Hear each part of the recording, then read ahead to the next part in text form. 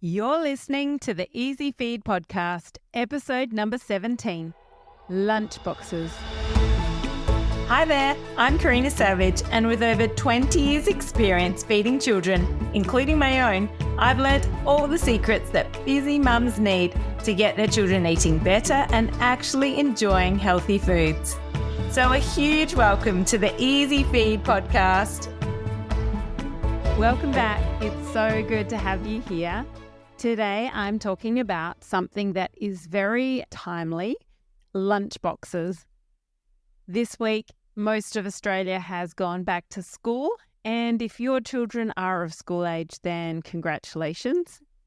I did enjoy the school holidays with my children, but my husband and I were also very ready for them to go back to school and learn and just get back into a routine. I think everybody seeks comfort in routine and structure, and we were ready for that. If your children aren't school age yet and they're still at home with you or in daycare, then well done. You are doing well. And these tips today are still going to be very relevant for you, because how I would organize a lunchbox is how I would organize lunch at home, and also, snack platters and things like that. You can adopt similar strategies for preparing, a healthy brunch or lunch snack plate as well.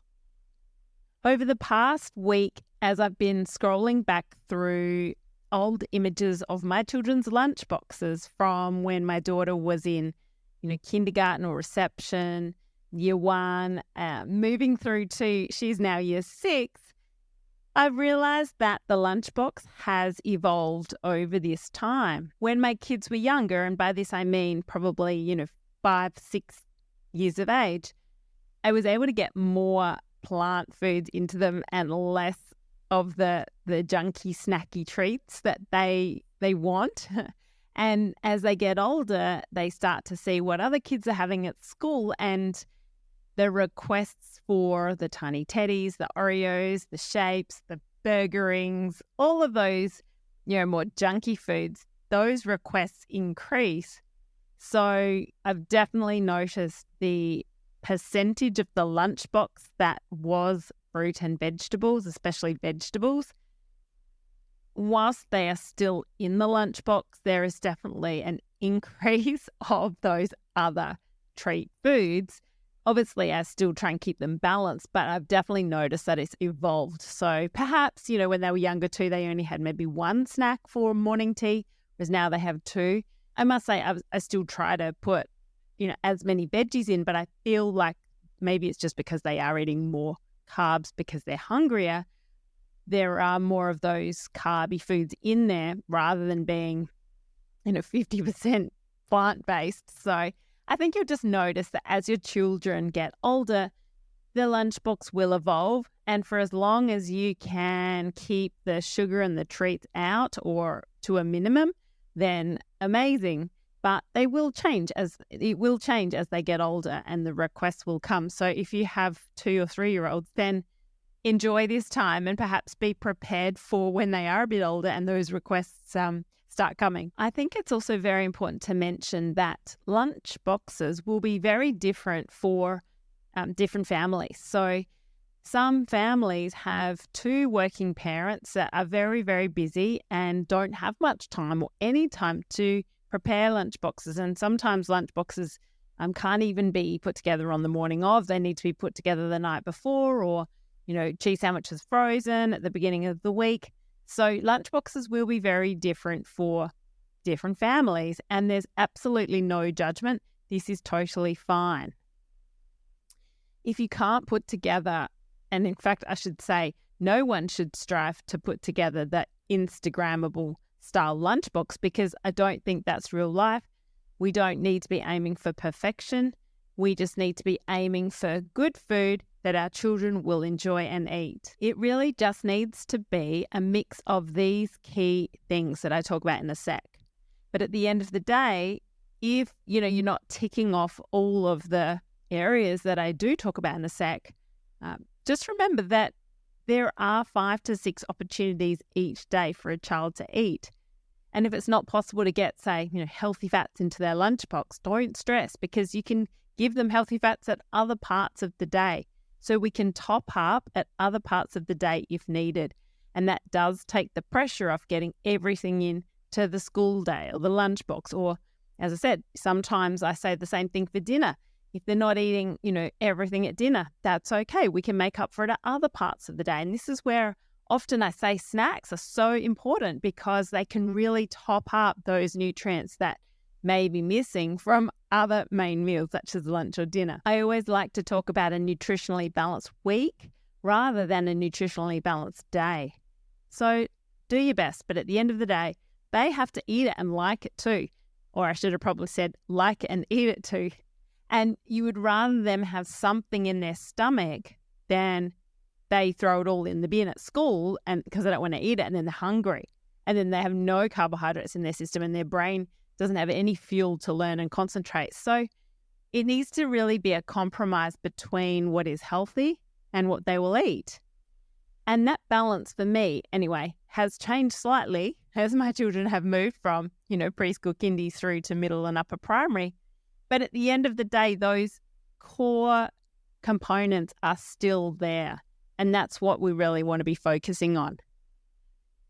So what are these 5 key components of a healthy lunchbox? Number 1, good quality carbohydrates. Slow release carbs, high in fiber where possible. Number 2, protein. Protein containing foods that could be meat-based, that could be non-meat-based, probably even better sometimes if it's really hot, but you can always use cooler bags. Number 3, fruit. Number 4, vegetables. And number 5, healthy snacks. And on top of that, a little treat is fine, especially, once your kids reach sort of 7, I think you, really want to be considering a little healthy treat if they're asking for it. If they're not and they don't care less, then amazing. Don't worry about it. Hold off for as long as you can. But if they're asking for it, then I would put it in because a little treat here and there or a little treat in the lunchbox is going to make them feel normal. They're going to enjoy it, and it's going to mean that they're less likely to sneak food later on. Now, we'll go through those 5 key components in a minute, but I just wanted to point out that if they're wanting the same thing every day, that's okay, but if you can vary it a little, then great. At the end of the day, as long as they're getting most of those 5 key components, it's no big deal, but the benefit of changing it slightly is that you do expose them to new things, and this can help to stretch their intake more quickly or broaden their overall variety of foods more quickly. So if they want the same thing every day and they really won't budge, then that's okay. They're still getting fueled up. They're still getting nutrients at school. They're still able to concentrate and run around and play. But if you can change it a little bit, then that's great too, because then it will just increase their variety and will slowly stretch and improve their variety over time. Now, I've got a great lunchbox guide for you. If you want to head to www.nourishwithkarina.com/lunchbox, and you can download your free lunchbox guide there. That's www.nourishwithkarina.com/lunchbox. So head there and you'll be able to download your free lunchbox guide, which gives you more examples of the different components of what should go into a lunchbox that I'm going to talk about today. So let's start with the first one, low GI carbohydrates, high fiber, whole grain carbohydrates. That's what we should be aiming for as a component of our children's lunchbox. Now, I have a whole blog on bread, whether it's grainy or wholemeal or sourdough. You can read up on that. But really, at the end of the day, whole grain is best. Wholemeal is second best if you can get that into them. It might be sourdough, which is also a good option.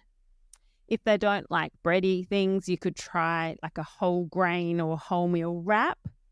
Or you might try whole grain rice cakes or corn thins. Popcorn's also a really high fiber, good quality carbohydrate to pop into the lunchbox that might be a part of morning tea. Other carbohydrate options include pasta, brown rice, quinoa, potato, noodles, depending on whether you're serving like a sandwich or wrap style lunch or leftovers, there are lots of options for carbohydrates. It's important that there are carbohydrates in the lunchbox so that our children have enough energy to fuel their day. Their brains need carbohydrate to concentrate. Carbohydrate is the primary fuel source for our body. And this is what our children are going to be using when they're running around the schoolyard at recess and lunch. So good quality carbohydrates is a must in our children's lunchbox. If they don't like sandwiches, we've got wraps and rice cakes, as I said, and a thermos is a great idea to pack other quality carbohydrates, such as it might be spaghetti bolognese, or it could be risotto. It could be a microwave potato that you top with, say, cheese and mayonnaise or baked beans. It could be that you use the thermos to store cool food or cold food from the fridge, such as tuna mixed with rice and mayonnaise, or cold leftovers if your child prefers cold leftovers.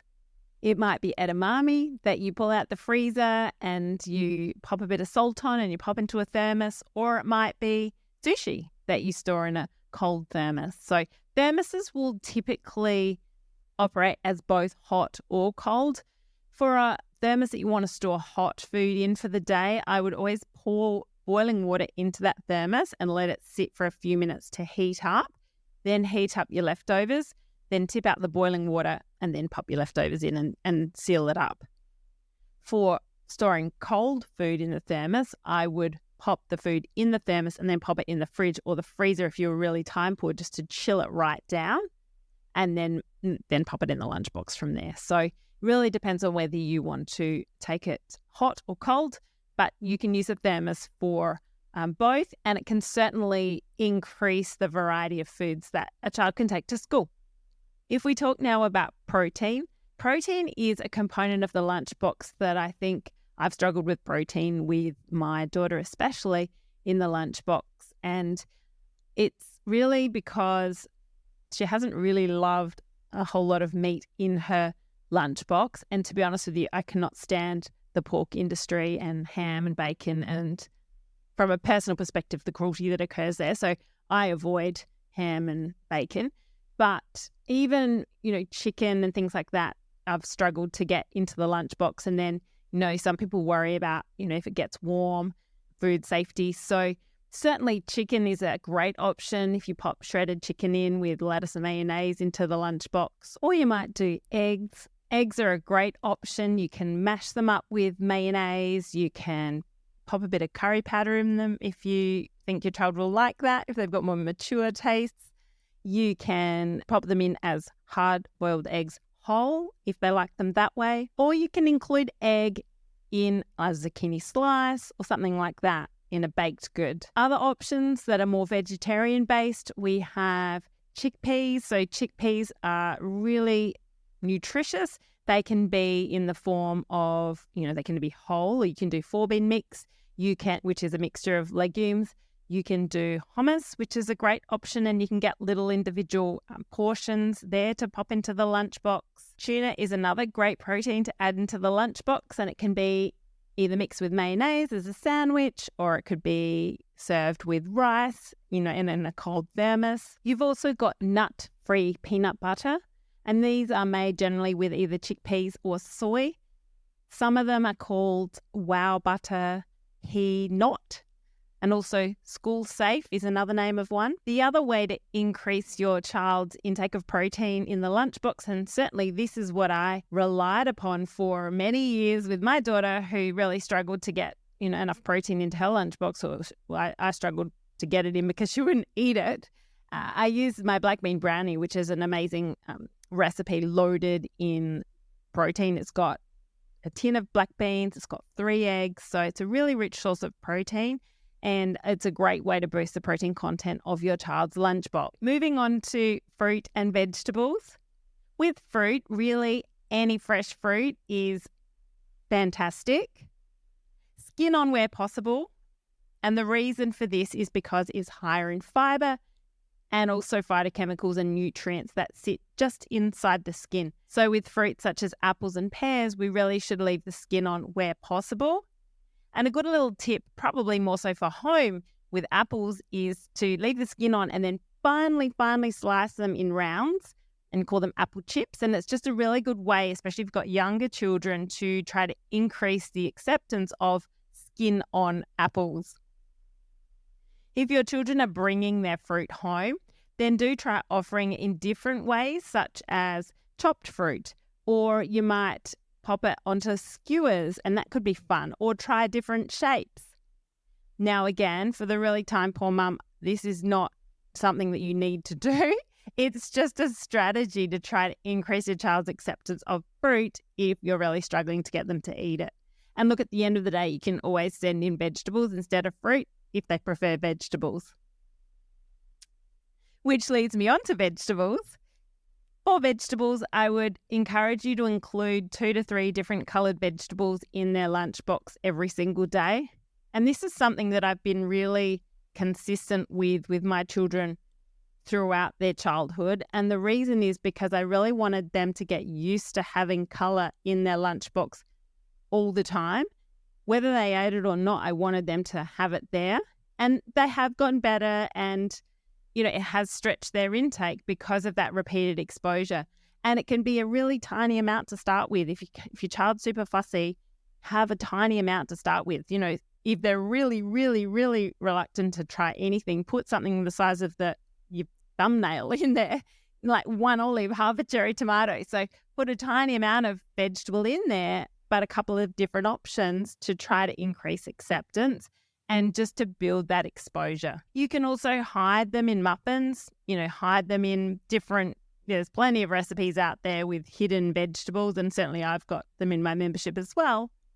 But at the end of the day, you also want them in whole form in the lunchbox, or I should say a little bit of the whole form.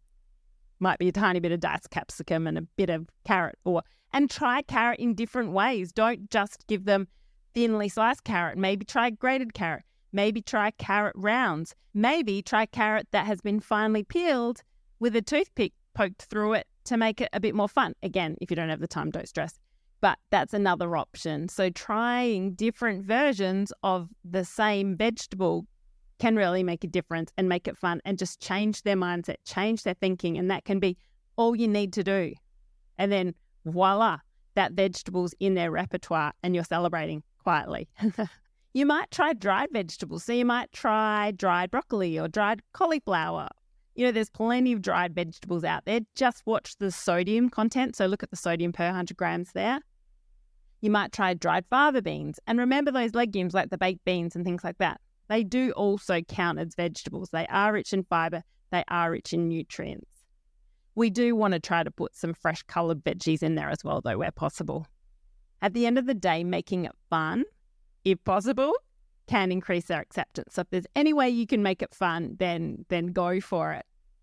I've also recently seen, and this is probably a tip more so for at home, but you get a rice cake or a corn thin and you spread it with cream cheese or hummus, and then you kind of make a face with fruit or vegetables. The eyes might be a couple of little bits of black olives that have been sliced, and then a little bit of capsicum for the nose, and then a little bit of cucumber or carrot for the mouth, just to make it fun. So again, when it's fun, kids are going to be more interested and more likely to eat a food, especially if it's a food that they're still learning to like and isn't part of their regular repertoire yet.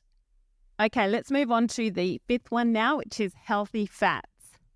And by healthy fats, I'm talking tuna, fish, smoked salmon. It might be olives, or it might be that you've used olive oil in a dish that they're taking. So it might be that you've used olive oil in their spaghetti bolognese that they've taken for lunch. And I would always use Australian extra virgin olive oil because that is really rich in omegas and nutrients, vitamin E, antioxidants. It's liquid gold. And I guess that's a bit of my nonna coming into me here, but it actually is. It is really the best oil that you can use for cooking. I use it for everything, except for my black bean brownie. Avocado is another great fat to add into the lunchbox. So whether it's in pieces of avocado on a skewer, whether it's mashed up into a sandwich, whether it's as a guacamole, avocado is a great one if your child likes avocado.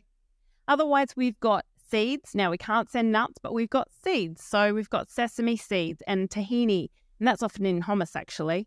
Or we've got hemp seed and flax seeds, which I love putting into baked goods. And in my membership, I've got recipes with hemp seed and flax seed, because not only are you adding omegas, but you're adding fiber. It's good for their gut health. And if you can throw some of them into the lunchbox, at least a couple of times a week, then you know that your children are getting all these extra nutrients and you just feel good about it, right? So on a Sunday, if you could take, 30 to 40 minutes just to make one or two things, then you're really going to help set your child up for a healthier week. And often it's just making one little tweak here or there that over the days and the weeks and the months really adds up, and you're really adding valuable nutrition to your child's life with just those simple little changes. Okay, so just to summarize, we've been through the 5 key healthy components of a healthy lunchbox. We've got good quality carbohydrates that are slow release, high in fiber, ideally those low GI, high fiber, whole grainy type carbohydrates. We've got number 2, protein-rich foods, whether they're animal or non-animal. We've got fruit, vegetables, and finally, healthy fats. Now, if you're really struggling to get healthy fats into your child's lunchbox, don't stress. We can get it in other parts of the day. So we can add it into dinner. We can add it into an afternoon tea. It might be pestos. There's nuts we can add in, other parts of the day, not at school. So don't stress if you can't get healthy fats or, one of these healthy components into your child's lunchbox, because chances are we can get it in other parts of the day. So remember, and I don't even like to talk about it as a nutritionally balanced day. I like to talk about it as a nutritionally balanced week, just to take the pressure off. So look, do your best, but if you can't get everything into the lunchbox or they're not going to eat it, don't stress. We'll get it in other parts of the day or the week. So what do we do about sugar in the lunchbox? My advice is, if they're under 7 and you can get away with nothing sugary, then amazing, then go with it. But if they're wanting a little treat in the lunchbox and you're at that point, then go with it and include something small with all the healthy stuff that they can enjoy as part of their day. And that's going to be a much better compromise. And you're teaching them how these sugary foods fit into a healthy, balanced lifestyle. Because if you don't, then they're probably going to eventually start sneaking and hiding these foods from you. If your child's young and their healthy treat is your black bean brownie, then amazing. But if you're at the point where your children are seeing their friends having chocolate Oreos or chocolate donuts or, burger rings, and you're really fighting that battle every day, then trying to include something of that style that's small every day, but obviously not ridiculously high in sugar. So it might be, a little 1 or 2 little choc chip cookies, or it might be a little choc chip muffin, or it might be a couple of squares of chocolate. Just something small, but it's still chocolatey and treaty, so they still feel like they're getting a treat. And that's really important. It's not like they're guzzling down a can of soft drink a day. I looked today, some schools have quite sugary drinks that their children can order for their lunch, and they can be consuming between 5 to 10 teaspoons of sugar just in a drink at lunchtime. So if you're putting just 2 little tiny bits of chocolate in their lunchbox and that's their treat and they're happy with that, then that's a really good outcome from my perspective in a child that's, 8 or 9 years old. Like my son yesterday, into his lunch order, on my phone, because he orders it on my phone, he'd popped in this drink. And when I looked at the drink, and I need to actually check again with the school because it's a new drink, and I think it actually might not be the best option, to be honest, because anyway, the drink that I looked at online had almost 10 teaspoons of sugar in this 350ml can. So I'm actually going to follow up, because that is not a good option to have on any school lunch order, online ordering system. So, and I just said outright no. So do have the confidence to say no to things like that and say, look, every family's got different rules. And, I'm saying no, I'm sorry, that's the end of it. And same thing, if they're going to, soccer training or athletics training or AFL or whatever it is, and afterwards everyone's getting a can of soft drink, and you're like, well, we don't do that in our family. So feel free to have the confidence to say, no, I'm sorry. Every family's got different rules. And yes, you can have a treat, but you're not having that treat because that treat's got way too much sugar. I don't want you to have that treat. Or you don't even have to say that. Just say, that's not a treat that mummy wants you to have. So feel free to have the confidence to hold your ground and say no to some things, but at the same time, a little bit of sugar and a little treat, I think, is also good from a psychological perspective. And also teaching them how these little treats fit into a healthy, balanced life. So what happens when the school day is over and they come home and they haven't eaten 3/4 of what's in their lunchbox? I'm sure for all the school age mums out there, you've experienced this. Well, I've certainly experienced this. And look, there's multiple reasons why my son especially may not have eaten his lunchbox. It might be that usually they're too busy running around playing soccer.